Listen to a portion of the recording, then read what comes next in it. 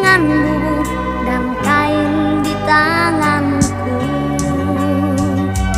Ku pandang ombak bergulung di pantai dan tiang sampan yang timbul tenggelam.